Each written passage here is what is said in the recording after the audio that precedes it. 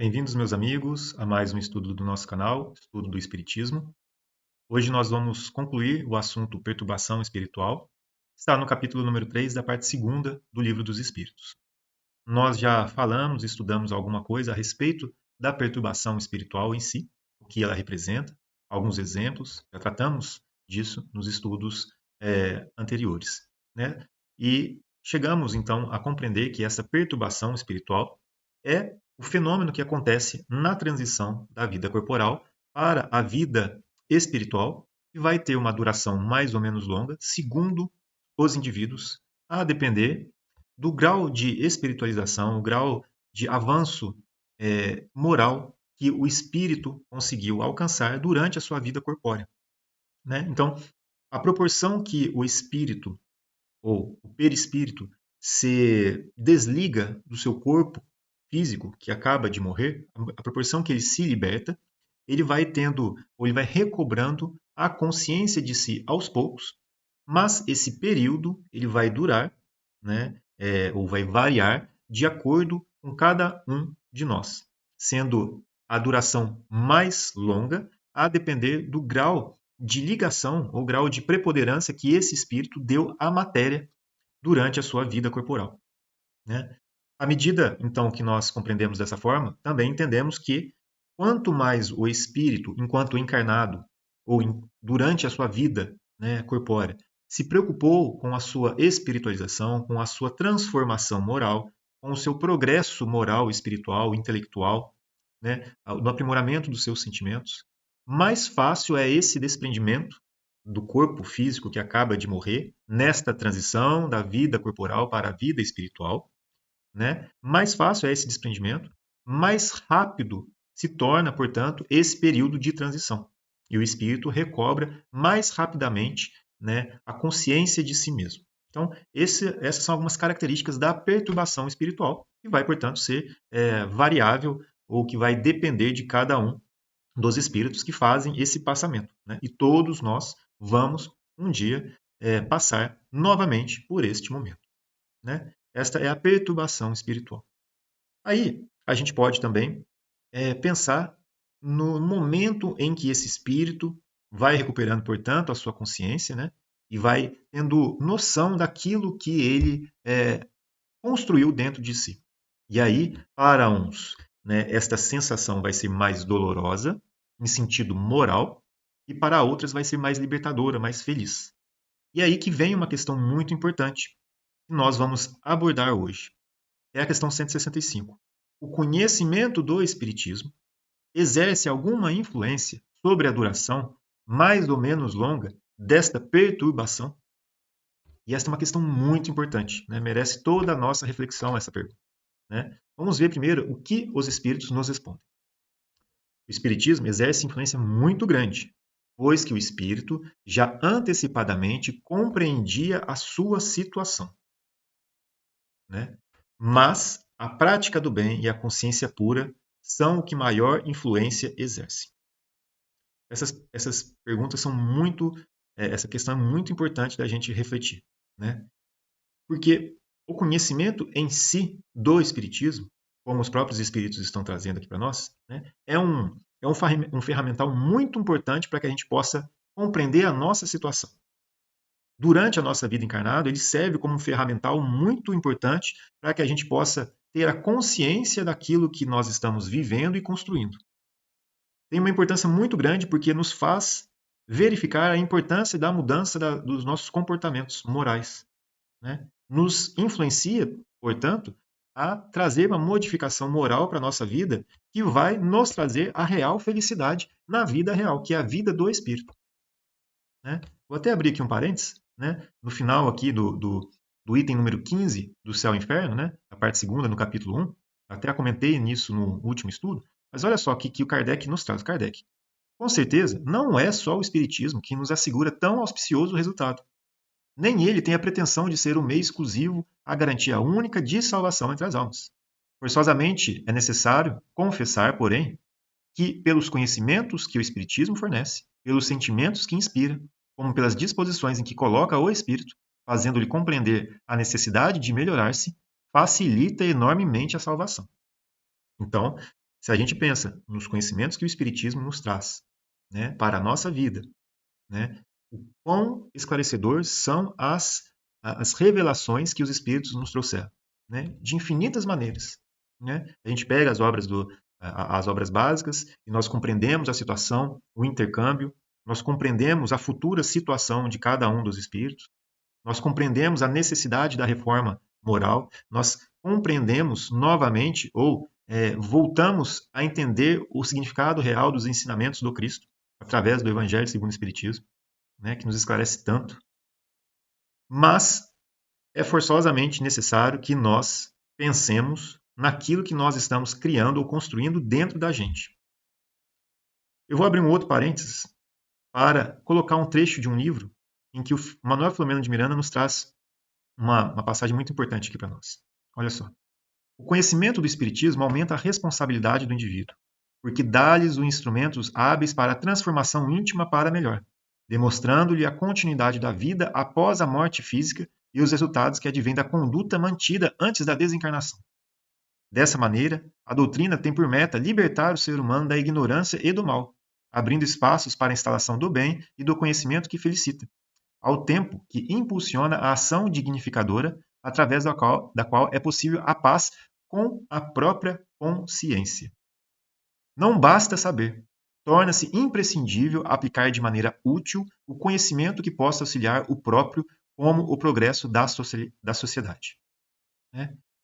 Olha só, o que Manuel Filomeno de Miranda está colocando aqui para nós é que a doutrina espírita nos traz o ferramental, nos traz os meios, nos traz o conhecimento, nos livra da ignorância, porque a doutrina espírita consoladora nos esclarece, nos impulsiona à melhoria, né?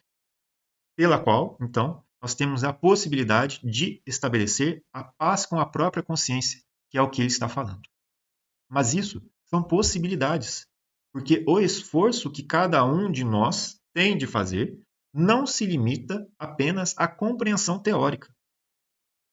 É o que ele está falando aqui na frente. Não basta saber. Torna-se imprescindível aplicar de maneira útil o conhecimento que possa auxiliar o próprio, como o progresso da sociedade. E isso faz sentido, né? Porque isso que nós estamos lendo e isso que nós estamos compreendendo, Jesus já falava há 2000 anos. É por isso que no Evangelho a gente tem todas as respostas. E a gente precisa sempre tentar colocar os ensinamentos que ele nos trouxe dentro da nossa vida, dentro dos nossos atos do dia a dia. Porque não se limita a compreender aquilo que está escrito, mas sim vivenciar e aplicar no nosso dia a dia, que é o desafiador, que é o trabalhoso, mas que é possível, porque se ele veio nos ensinar, se ele nos veio trazer toda essa esperança de paz para nós, então quer dizer que nós já estávamos na condição de recebê-lo também. Né? E é interessante a gente ver isso que nós estamos discutindo, né? Tem tudo a ver com essa resposta que os espíritos deram e que ela é muito importante. O conhecimento do espiritismo exerce alguma influência sobre a duração mais ou menos longa da perturbação? Aqui a gente pode expandir essa pergunta para o conhecimento do espiritismo exerce alguma influência sobre a felicidade futura que o espírito vai ter? Então, influência muito grande. Por isso que o espírito já antecipadamente compreendia a sua situação. Mas aqui nós estamos falando de compreensão, né? Agora, a vivência, a prática, né, a experiência e o exercício, a busca, né, a ação, está aqui nessa segunda parte. Mas a prática do bem e a consciência pura são o que maior influência exercem. Né? Isso aqui é muito importante da gente compreender. É o que o Manuel Filomeno de Miranda acabou de falar também. Né? Não basta a gente apenas saber e compreender a parte teórica. A gente precisa vivenciar também. O que nos traz a necessidade do burilamento, da aflição, de vivenciar essa aflição, mas procurando a paz. Porque, na verdade, o que a gente está buscando é exatamente isso, a paz. Para complementar esse estudo, né, e trazer uma parte que eu acho que assim, ela me tocou muito quando eu li ela, eu vou abrir um trecho que está lá no livro Boa Nova, do Humberto de Campos, Psicografia de Chico Xavier. Eu vou abrir aqui para a gente ler um pedacinho só. Aqui. Né? Esse capítulo aqui é o capítulo número 7. É a luta contra o mal. Né? Em que, nesse capítulo, isso é um livro excelente porque traz os diálogos dos discípulos ou das pessoas que Jesus encontrou com o próprio Mestre. E aí, né, são perguntas que nós temos dentro da gente que são relatadas nesse livro, que é como se fosse a gente perguntando para ele, né? E ele tem ali as respostas para a gente tão consoladoras e de uma maneira que nos esclarece muito. É um livro muito bom. É um livro assim muito confortador. Nesse capítulo aqui, né, ele relata uma conversa de Tadeu, que era um dos discípulos, com Jesus. E nesse capítulo, uma das coisas que mais admiravam, que está sendo relatado aqui, que mais admiravam Tadeu, era quando Jesus, né, afastava espíritos que estavam em um estado de ignorância, né, a exercer influência sobre pessoas ali, né, e é o que a gente vê ali sendo relatado como endemoniados, né, mas a gente entende hoje o que isso realmente significa. São espíritos, né, são pessoas que estavam sendo obsidiadas, né? E aí, uma das questões que mais chamava a atenção de Tadeu era o fato de Jesus conseguir afastar esses espíritos, coisa que ele, por exemplo, não conseguia ou não conseguiu em determinado momento, né? E aí, né, Tadeu pergunta para ele: por que razão o mestre não lhes transmitia, né, automaticamente o poder de expulsar os demônios malfazejos, para que pudessem dominar os adversários da causa divina? Ou seja, por que, que Jesus não dava esse poder para os discípulos, para que pudessem ali também conseguir expulsar esses maus espíritos, para que o reino de Deus pudesse, né, ser estabelecido mais facilmente? Esse era o questionamento de Tadeu e a compreensão que eles tinham, né? Olha só que interessante. E veja só o que Jesus respondeu. Olha, numa noite tranquila, eu acho que assim também, vale a pena reler esse capítulo, né? Quem tiver a condição de reler esse capítulo, né? Acho que talvez tenha até na internet, possa reler esse capítulo. Esse capítulo se chama A Luta contra o Mal. Vale muito, muito a pena ler. Olha só, numa noite tranquila, depois de lhe escutar as ponderações, perguntou-lhe Jesus em tom austero, né? Depois que Tadeu explicou e colocou todos os questionamentos para ele, Jesus escutou pacientemente, e aí Jesus então respondeu, ou perguntou para Tadeu: Tadeu, qual é o principal objetivo das atividades de tua vida? Olha que pergunta. Imagina você com Jesus e ele te pergunta isso. Qual é o principal objetivo da tua vida? E aí, né, Humberto de Campos ele relata de uma maneira muito bonita, né? Como se recebesse uma centelha de inspiração superior, respondeu o discípulo com sinceridade: Mestre, estou procurando realizar o reino de Deus no coração. E essa é uma resposta correta, né? Veja só, mestre, estou procurando realizar o reino de Deus no meu coração. E aí Jesus responde para ele: se procuras semelhante realidade, por que a reclamas no adversário em primeiro lugar? Seria justo esqueceres as tuas próprias necessidades nesse sentido? Se buscamos atingir o infinito da sabedoria e do amor nosso Pai, indispensável se faz reconheçamos que todos somos irmãos no mesmo caminho. Então, olha só que interessante, né?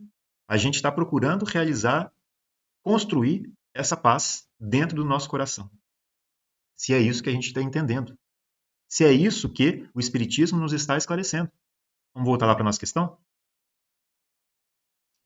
A prática do bem e a consciência pura são os que maior influência exercem no estado de perturbação, mas também, após essa perturbação, o estado ditoso ou inditoso do espírito. Por quê? Porque aquilo que ele construiu dentro de si é aquilo que ele vai ser.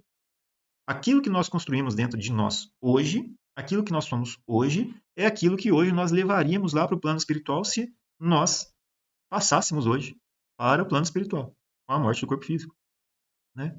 Então, é o que nós temos dentro da gente. Será que nós estamos procurando estabelecer uma consciência pura dentro da gente? Será que nós estamos tentando, como ele colocou aqui, né, realizar esse reino de Deus dentro do coração? Porque a gente pensa, né, que é como se fosse uma viagem. Nós vamos passar para um outro lugar onde esse lugar nos vai trazer a paz.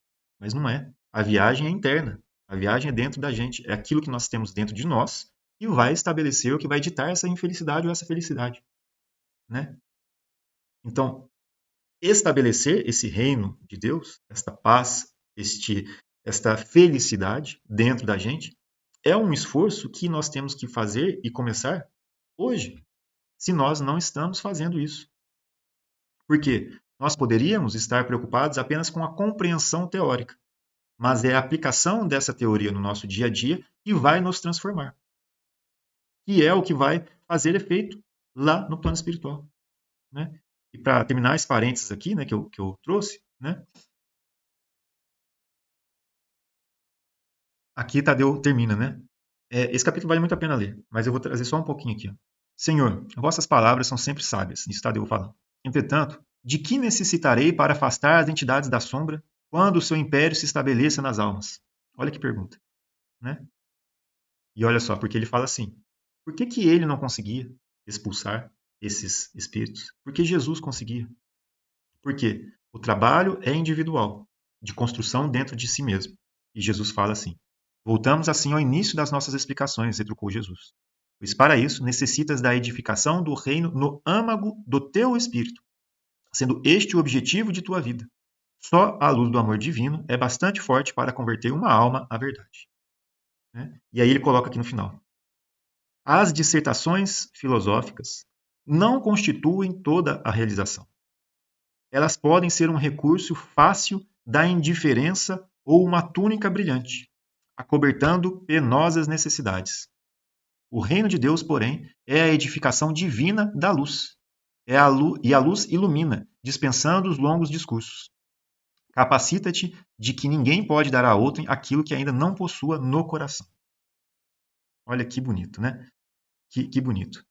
E aqui Jesus está falando, né, sobre exatamente a importância de que cada um de nós tem que tratar desta questão do conhecimento, mas da vivência, para estabelecer esta felicidade dentro da gente. Né? As dissertações filosóficas, como Jesus está falando, não constituem toda a realização. Ou seja, né, voltando aqui para o nosso texto, né, influência é muito grande no estado da perturbação. O Espiritismo vai influenciar para que diminua, né? Porque o espírito já antecipadamente compreendia a sua situação. Mas a prática do bem e a consciência pura são que maior influência exercem, né? Então, é necessário que a gente compreenda que a prática, né, a consciência tranquila, a busca, o exercício dentro da gente, no nosso dia a dia, é aquilo que vai nos trazer essa paz, que vai acalmar esse mar tumultuado que ainda existe dentro da gente, né? E aí que vem as bem-aventuranças, né, que Jesus nos trouxe. Bem-aventurados os aflitos, bem-aventurados os brandos e pacíficos, os pobres de espírito. E aí você começa a ver no seu dia a dia, em todas as situações que você passa, né, que cada um dos momentos que te consomem ali de certa maneira por dentro é alguma dessas questões que ainda a gente não conseguiu alcançar. Ou seja, eu ainda não consigo ser paciente, eu ainda não consigo ser não vaidoso, eu ainda não consegui eliminar de mim o orgulho, né? Não consegui ainda eliminar de mim o egoísmo, ainda não consegui eliminar de mim a inveja, né? O ciúme. Então são tantas aflições que existem dentro de nós que nos mostram que nós estamos distantes. Mas, olha que interessante, né? Bem-aventurados os aflitos, não é isso? Porque nós, enquanto seres que estamos trabalhando, tentando melhorar, essas dores são grandes aflições, é verdade. Mas a cada vez que nós nos esforçamos, a cada dia para vencer cada um desses obstáculos, a gente vai vendo que este fardo vai ficando mais leve. Porque hoje é difícil, mas eu me esforcei. Amanhã vai ser um pouco menos difícil, porque eu já venci um pouco. No outro dia vai ser um pouquinho menos difícil ainda. E cada vez mais eu vou conseguindo eliminar essa bagagem dentro de mim. E estabelecendo essa paz que eu preciso. E o que isso representa? É a prática do bem e a consciência pura dentro da gente. Né? Porque existe a prática, né, da caridade material, mas também tem a prática moral. Por exemplo, silenciar quando a gente precisa passar por uma situação com um outro, por exemplo, colega de trabalho, que nos faz ali por dentro queimar, porque a gente ainda não tem essa paz dentro da gente, a gente ainda quer que o nosso ego, o nosso ser, ele se sobreponha ao outro, né? A gente quer talvez mostrar que nós estamos corretos e que o outro, né, está errado, mas bem-aventurados os brandos e pacíficos, porque se a gente tem a paciência, se a gente tem a nossa serenidade, se a gente sabe fazer o silêncio na hora certa, né? Então, talvez isso nos ajude a passar por aquele momento de uma maneira mais tranquila. É óbvio que aqui é um exemplo, né, que cada um vai ter que vivenciar no dia a dia, né, tentando encontrar a maneira melhor para passar por essa dificuldade, né, ou pelo seu desafio, né? Então, a gente começa a fazer exercícios, tentando encontrar as nossas soluções, mas que no final das contas vão sendo esforços, pequenos passos que vão nos levando ao caminho que nós precisamos chegar, que é o quê? Alcançar essa paz dentro da gente. Como Jesus falava, alcançar o reino de Deus dentro do nosso coração, né? E é isso que nós temos que nos exercitar. Por isso, a prática do bem e a consciência pura são o que maior influência exercem na duração mais ou menos longa da perturbação, que é, sim, essa passagem da vida material para a vida espiritual, mas que também vai ditar, né, o quão feliz é aquele espírito, ou o progresso espiritual alcançado por aquele espírito lá no plano espiritual. E, na verdade, somos nós aqui hoje mesmo, né? É muito interessante de pensar nesta questão, né? E para terminar, eu deixei aqui, né, um convite, né, um exercício talvez para a gente fazer durante essa semana, que é o estudo do capítulo 18 do Evangelho segundo o Espiritismo. Muitos dos chamados e poucos os escolhidos, né? Todo o capítulo é importante, mas para a gente lembrar mais uma vez dos ensinamentos de Jesus, eu vou passar aqui, ó, nesse item aqui. Nem todos os que dizem Senhor, Senhor entrarão no reino dos céus. Será que isso tem a ver com essa questão, né? Muito interessante a gente pensar nisso. Vamos lá no Evangelho segundo o Espiritismo. Então, estamos aqui, muitos chamados, poucos escolhidos. Vamos lá. Nesta passagem, nem todos os que dizem Senhor, Senhor entrarão no reino dos céus. Ele começa aqui no item 6. Nem todos os que dizem Senhor, Senhor entrarão no reino dos céus. Apenas entrará aquele que faz a vontade de meu Pai, que está nos céus. Muitos nesse dia me dirão: Senhor, Senhor, não profetizamos em teu nome? Não expulsamos em teu nome o demônio? Não fizemos muitos milagres em teu nome? Então lhes direi em altas vozes: afastai-vos de mim, vós que fazeis obras de iniquidade. Não é isso que seria o que aconteceria lá com o Tadeu, no exemplo dele, né? Por que ele estava com essa dificuldade, como ele relatou ali para Jesus? Porque eram construções pessoais dentro de cada um, onde a paz que cada um, né, constrói dentro de si, que para essa expulsão, né, se traduz em uma moral, né, que exerce autoridade, né, como os espíritos dizem, né, qual que é a palavra que ele utiliza? Irresistível sobre o outro, né, uma autoridade irresistível, né, sobre o outro, que é essa moral alcançada. Mas essa paz é aquilo que, ou essa moral alcançada, né, capaz de expulsar, é aquilo que o Espírito construiu dentro de si, né? Então, olha só, não profetizamos em teu nome, não expulsamos em teu nome, né? E aí Jesus fala assim: afastai-vos de mim, vós que fazeis obras de iniquidade, ou seja, contrárias à moral. E aqui é dentro de cada um, né? Aqui é dentro de cada um. Aqui é dentro de cada um. E aí você fala, mas como que seria possível profetizar, ou como que seria possível expulsar em teu nome? A misericórdia divina é tão grande que hoje nós temos a mediunidade. E nós sabemos que a mediunidade é, é uma faculdade que nós, né, enquanto seres imperfeitos, espíritos imperfeitos, recebemos como dádiva, né, divina para que nós pudéssemos utilizar em favor do próximo. É um empréstimo que nos foi concedido. Estamos falando aqui de espíritos missionários, né, que já conquistaram um grau evolutivo tão grande em que essas faculdades já se estabelecem dentro de si e já se manifestam de maneira natural. Nós estamos falando aqui das faculdades que nos são emprestadas, né, para o exercício da faculdade mediúnica, que nós recebemos de graça, né, daí de graça, o que de graça recebestes, né, que recebemos de graça para fazer em favor ao próximo. Nos foi concedido como mediunidade tarefa, ou seja, com o objetivo de colocar isso a favor dos outros, para resgatar dívidas nossas do passado, ou como mediunidade de prova, né, que é aquela em que nós temos dívidas ainda mais graves no passado e que hoje nós temos essa mediunidade com propósitos de nos trazer ou possibilitar o nosso resgate de dívidas também. As duas, né? E aí, olha só que interessante. Vamos ver o que Kardec fala. Todos os que conhecem a missão de Jesus dizem: Senhor, Senhor. De que serve, porém, lhe chamarem mestre ou Senhor, se não lhe seguem os preceitos?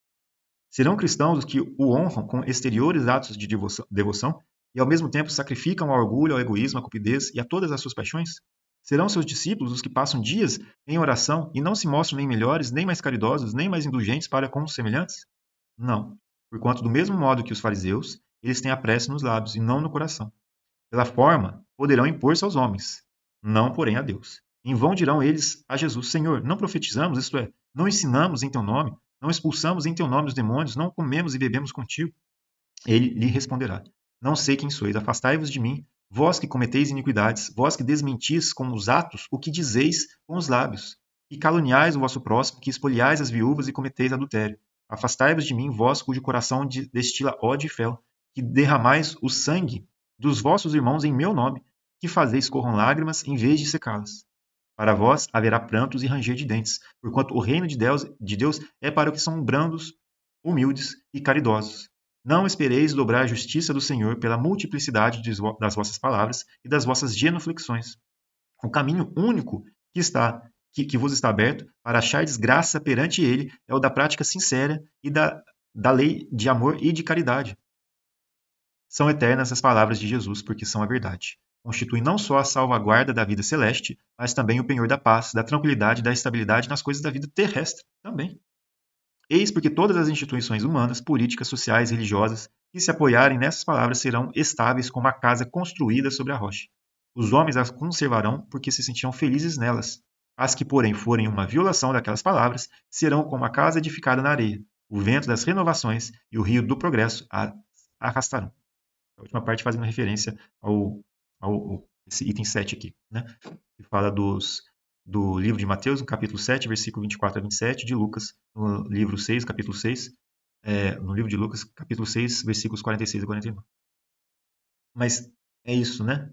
Eu acho que esses ensinamentos de Jesus, como Kardec está trazendo para nós, são eternos, porque nos mostram mais uma vez, né, a responsabilidade de que nós temos com a luz que a doutrina espírita nos traz, nos esclarece muito, é uma bênção consoladora, nos auxilia a nos melhorarmos, nos dá o ferramental para conseguirmos nos melhorarmos, né, conseguir avançar nessa nossa escala espiritual. Mas, como está falando aqui, né, vamos voltar ali, não é só o conhecimento teórico, é também necessário a prática do bem, a consciência pura, né, o amor, e construir essa paz, essa tranquilidade dentro da gente. E é nos exercícios do dia a dia. E dói, às vezes, né? Muitas vezes. E nos machucam, que exigem da gente muito trabalho, muito esforço, mas que bênção. Que bem-aventurança é essa, porque nós temos a possibilidade de melhorar. Nós, então, entendemos que é possível melhorar. E à medida que a gente vai se esforçando e vai se empenhando mais e mais, né, vamos construindo mais, vamos conseguindo mais, ainda mais nós vamos ganhar. Porque mais compreensão nós temos, mais paz a gente conquista dentro da gente, mais serenidade, mais tranquilidade, mais felicidade. E aí, com as dificuldades que antes eram enormes, né, agora a gente conseguiria, portanto, passar por elas de uma maneira mais calma, porque a gente sabe do quão pequenas elas são, né? Então, como lá no Evangelho segundo o Espiritismo fala, né, quando a gente olha, né, levanta a nossa cabeça para cima, né, olhando as coisas que nos aguardam, né, as coisas do céu, isso nos auxilia muito, né, se comparado a quando nós estamos apenas olhando para baixo, né, com a nossa cabeça para baixo. Né? As coisas parecem ser mais pesadas quando a gente olha para as coisas daqui, né, do nosso ponto de vista pequeno. Se a gente olha para cima, né, tentando ver a grandeza daquilo tudo que nos aguarda, né? Então as coisas ficam um pouco mais leves para a gente, nos influi a paciência. É isso que eu estou comentando, está lá no Evangelho segundo o Espiritismo, no capítulo que fala dos bem-aventurados os brandos e pacíficos, se eu não me engano, o item chama paciência. Né? O item chama paciência no Evangelho segundo o Espiritismo. E esses exercícios são contínuos. Né? Se a gente perseverar, a gente vai conseguir resgatar as nossas dívidas, né? Ou sair daqui melhor do que a gente entrou. Né? E aí, quem perseverar será salvo. Então, que a gente possa construir isso dentro da gente. Né? Entender, como Jesus falou aqui para Tadeu, do verdadeiro objetivo da nossa vida. Vamos voltar aqui para a gente terminar o nosso estudo? Tadeu, qual o principal objetivo das atividades de tua vida? Mestre, estou procurando realizar o reino de Deus no coração. E ele ainda coloca aqui no final, né? Jesus dá mais um ensinamento e aí ele coloca assim: então todos os ouvintes das pregações do lago compreenderam que não bastava ensinar o caminho da verdade e do bem aos espíritos perturbadores e malfazejos, que é indispensável era edificar-se cada um a fortaleza luminosa e sagrada do reino de Deus dentro de si mesmo. Né? Então é isso. Bom, meus amigos, espero que, né, esse estudo tenha nos aberto, né, a novas reflexões, né, e que a gente saia dessas reflexões com mais força, com mais ânimo, sabendo que nós estamos em processo de melhoria, em processo de busca por renovação, né? Nós estamos procurando fazer a nossa cirurgia moral, né? Por que eu acho que fala cirurgia moral, né? Tem um livro, né? Cirurgia moral. Mas é porque dói em muitos momentos, mas é necessário, né? E que Jesus esteja com a gente em todos esses momentos, que nós possamos contar com Ele para nos aconselhar, para nos dar é, os seus, a sua palavra amiga, né? Os seus conselhos, o seu ombro amigo, como a gente está vendo aqui nesse livro, né? E onde a gente encontra também no Evangelho. Então, que nós possamos é, ser mais fortes com Ele, né? E Ele nos carregue nos momentos que a gente estiver com forças, né, quase acabando, né? Mas que a nossa fé aumente nesses momentos, né? Que é onde Ele vai estar ali carregando a gente no colo, né? E que a gente possa ficar cada vez mais forte, né? E crescer como espíritos imortais que somos para construir essa felicidade, essa paz, esta, esta este reino de Deus, né, como ele está falando, dentro da gente mesmo. Então, meus amigos, muito obrigado por esse estudo de hoje. Né? Foi mais uma reflexão, talvez, mas fiquem com Deus. Obrigado por nos terem acompanhado. E Jesus abençoe a todos.